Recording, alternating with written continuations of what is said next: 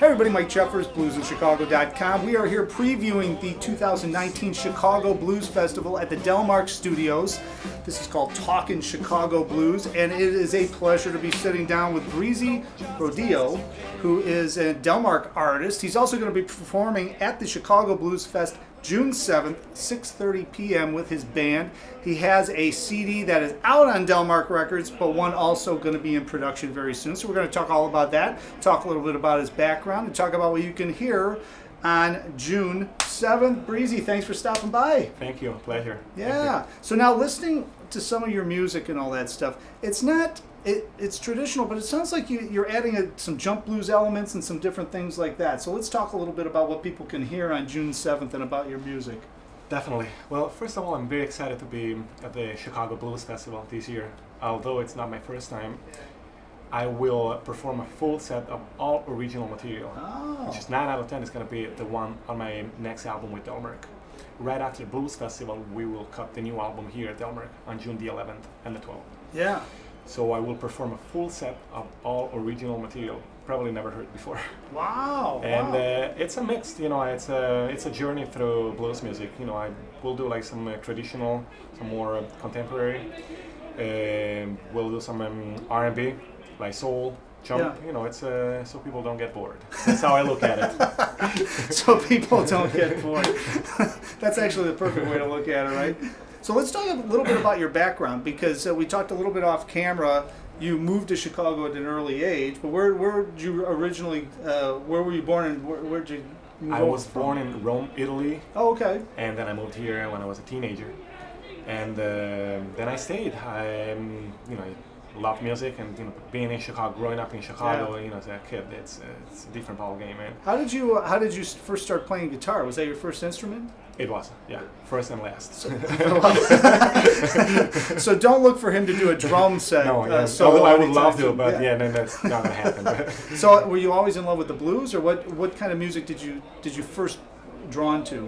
I guess I was. I guess the first guy that I've heard, growing up was Stevie Ray Vaughan. Yeah, wow. Of course. Yeah. And then, when I moved to Chicago, I got really into Albert King, and like B.B. King, and especially like some guys from Chicago, like Lurie Bell, which is on Delmark. Yeah. And Dave Spector, which is also on Denmark. Otis Rush, a lot of the guys that I admire and they were my idols are actually Delmark recording artists. Yeah. So I got into that, and I just that changed like my perspective of blues music a lot, and so I started to try to emulate them, and eventually, hopefully, I came up with my own thing. Yeah. Now you played with Lindsey Alexander for quite a while, didn't you? Yeah, he's right outside. I know. He's trying to get in here, but he did a big long interview last year, so I promised everybody. No, I'm just kidding. We love Lindsey. So, but you kind of learned under one of the masters, right? I mean, under Lindsey. Lindsey is the reason why I'm doing this and why I'm here. Yeah. So I played in this band for almost 10 years. Wow. And it gave me a shot. I grew up working with him, playing with him. We traveled the world together, and then eventually, when it was time for me to split and do my own music, gave me his blessing. And he told me boy, don't ever forget, you owe me money. I think he says that to everybody, actually. Yeah, but to me, he's really animated about that, and I always respond, "I'll pay you on Saturday," and it's been going on for 10 years now. Does he call you on Saturday? Probably. No, but that's one of those things that I think that a lot of musicians, they'll go to music school and they'll learn all the chops and they'll do all that stuff, but you really can't learn what you need to learn unless you play or at least hang around with or something with some of the masters, right? I mean, that's really where you learn the feel. That's where you learn what to do, what not to do, and to be on stage with somebody like Lindsey, who I think is one of the great blues entertainers. I mean, outside of his playing all that stuff, he knows how to get people involved in the music and how to go around and talk to people while he's playing and do all that stuff and engage people, right? I mean, that has to be stuff that just passed down to you that you just can't learn anywhere else.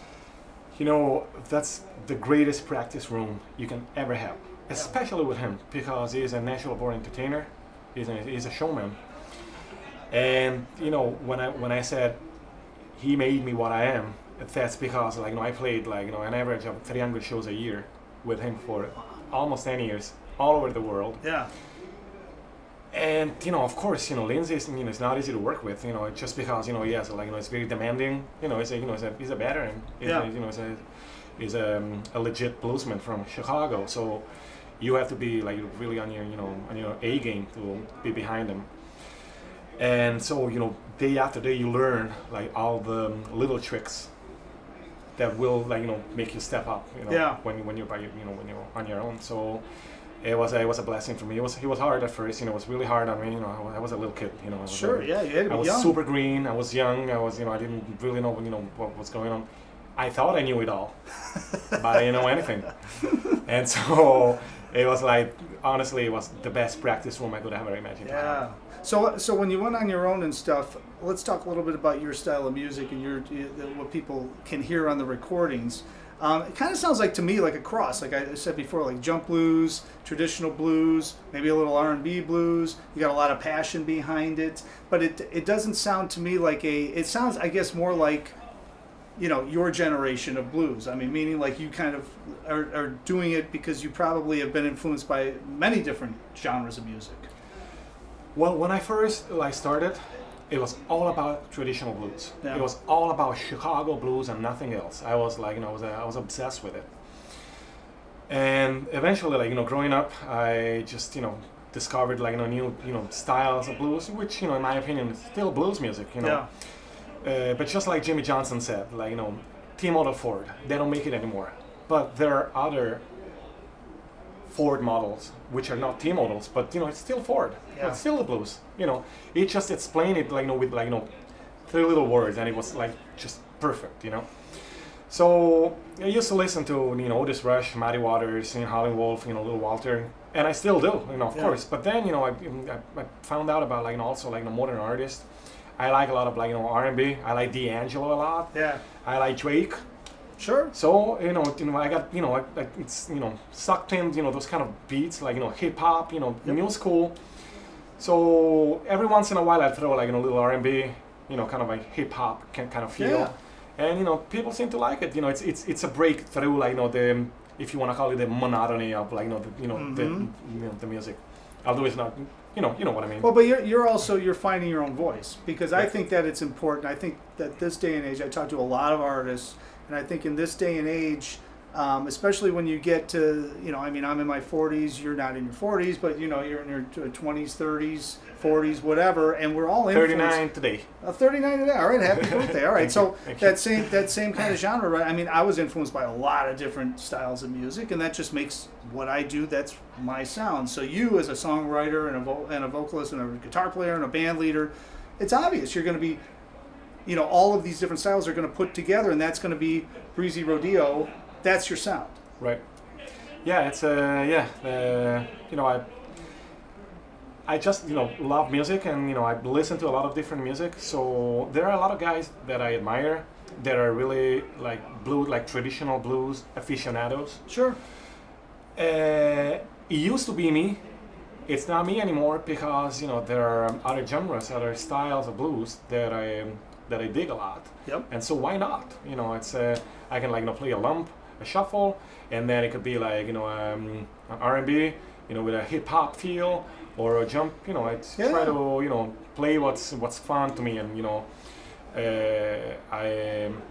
I guess there's the diversity in my show. It's what I get complimented a lot by the audience, so I appreciate that and keep going taking that route. So it's well, and it's interesting, but I think, and we could probably talk for 25 or 30 minutes just on this one topic, but just to kind of wrap it up with this topic. But I mean, I think nowadays there aren't the stations, radio stations. So there isn't a blues station, a jazz station, or a hip hop station. There's streaming, there's Pandora, there's all that stuff, YouTube and everything else. People are looking at people's artist names rather than the genre most of the time, because that's what they like. So you can mix Drake, you can mix hip hop, you can mix blues, jump blues, anything you want, because that's your sound. So I think you're right on the right track, and I think as Jimmy Burns was in here and he said, if you're always keeping it the same, it's not going anywhere, and you're moving the music in a different direction, or bringing it into your own voice. I'm trying. That's a goal. Yeah, I mean that's the whole thing. So you've got a recording on Delmark Records, which is Sometimes the Blues Got Me, Correct. and that was in 2018, and you were actually signed by Bob Kester, Correct. who was the founder of Delmark Records. But now you're about to go in and record a brand new recording right after the Blues Fest on Delmark Records, who's now owned by LBO and Julia, who I think kept that tradition of Delmark, and now they're taking it a little bit to more of a modern way, meaning at least with distribution and the website and digital stuff and everything else. Right. So this new recording, what can people expect to hear? Now they're going to hear some of it down at the Blues Fest, Yep, right? pretty much all of it. Oh, well, there you go. The full album. I mean, sort of, almost. It's a long album, so we're performing 17 songs, just like Sometimes the Blues Got Me. It will be 11 originals and 6 covers. Wow. And we will perform pretty much every single original out of the new album at the Chicago Blues Festival. Yeah. Wow. So that's going to be on June 7th, 6:30 p.m. on the front porch stage. Correct. And I'm looking forward to it. I'll be emceeing it, so it's going to be a pleasure to introduce you. And of course, where can everybody go to find out more information about Breezy Rodio? It's breezyrodio.com or Facebook, Instagram, all those good things. Yep. Although I'm not very fond of social media, I should like really be Well, more when on the it, new but, album comes out, you're going to have to be. Yeah, I'm gonna have to be. I know it's. But yeah, so it's breezyrodio.com or Instagram or Facebook, Breezy Rodio. Yeah, and then of course they can also pick up the other album on Delmark.com. There's Correct. download and there's physical copies as well. Breezy, I'm looking forward to the Chicago Blues Fest, and thanks for sitting down for a minute, man. Thank you. I really Thank you. appreciate it. Thanks a lot. And Thank hopefully you. he will see you down at the Blues Fest, or I will, or he'll see you at a club somewhere that he's playing, or I will see you somewhere out on the scene.